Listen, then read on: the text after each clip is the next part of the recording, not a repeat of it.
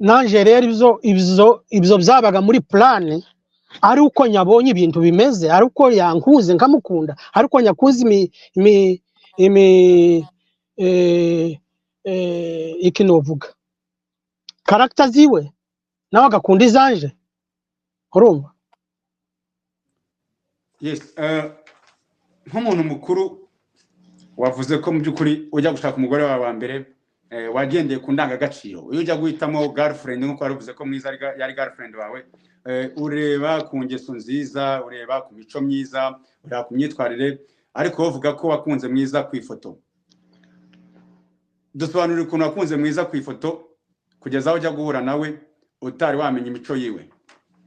Urumva ntabwo urumva Canada na Kenya long distance urabibona nawe ntabwo nyari muzi nawe ntiyaranzi umuntu akuzaniye ifoto y'umuntu akuza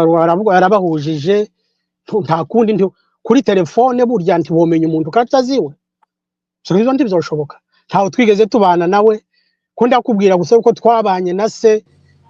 twigana ku mashuri kera cyane kera hariko kuva icyo gihe nta bundi nasuye kuba